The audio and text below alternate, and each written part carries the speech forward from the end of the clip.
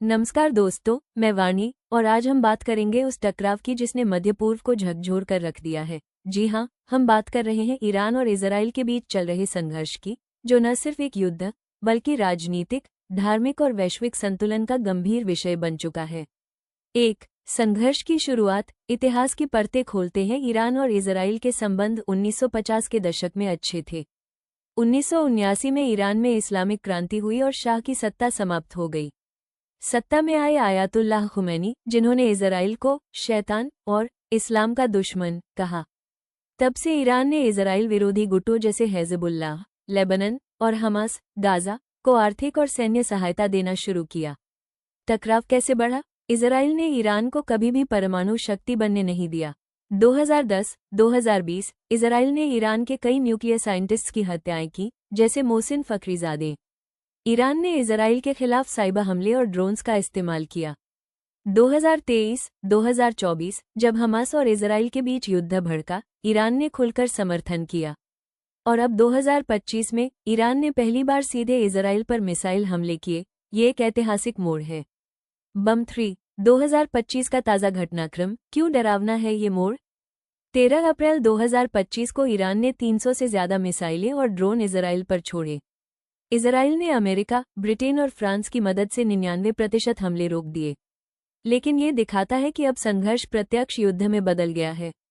पृथ्वी 4 वैश्विक प्रतिक्रिया। कौन किसके साथ है? अमेरिका खुलकर इजराइल के साथ खड़ा है। रूस और चीन ने संयम की अपील की है, लेकिन गुप्त रूप से ईरान के समर्थन में देखे जाते हैं। अरब देश जैसे सऊदी अरब, यूएई अभी तटस्थ बने हुए हैं लेकिन चिंतित हैं। भारत ने सभी पक्षों से शांति की अपील की है और अपने नागरिकों को सुरक्षित निकालने का काम किया है। असली सवाल, ये संघर्ष क्यों? ये सिर्फ क्षेत्रीय युद्ध नहीं, चेक मार्क या एक धार्मिक टकराव है। शिया, ईरान बनाम यहूदी राष्ट्र, इजराइल, चेक मार्क ये राजनीतिक वर्चस्व की लड़ाई है। ईरान मध्य पूर्व पर दबदबा चाहता है, चेक मार्क ये परमाणु हथियार की चिंता है। इजराइल नहीं चाहता कि ईरान न्यूक्लियर पावर बने, चेक मार्क। और सबसे बढ़कर ये फिलिस्तीन का मुद्दा है, जिसकी आड़ में दोनों देश एक दूसरे से भिड़ते हैं। 6 आगे क्या हो सकता है? भविष्य की संभावनाएं। क्या ये तीसरे विश्व युद्ध की ओर बढ़ रहा है? क्या इजराइल ईरान पर जवाबी हमला करेगा? क्या अमेरिका इस युद्ध में कूदेगा? या क्या शांति वार्ता संभव है? संभावना है कि आने वाले महीने बेहद तनावपूर्ण होंगे।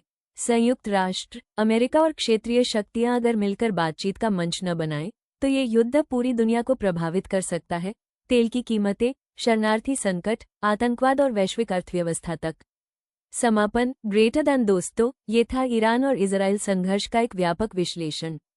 क्या ये टकराव कभी रुकेगा? क्या इंसानियत शांति से जीना सीख पाएगी? उंगली से नीचे की ओर इशारा कमेंट में बताएं। आपका इस संघर्ष को लेकर क्या नजरिया है? क्या शांति संभव है? वीडियो को लाइक, शेयर और चैनल को सब्सक्राइब करना न भूलें। मैं हूं वाणी। मिलते हैं अगली गहराई से विश्लेषण के साथ। धन्यवाद। Folded hands.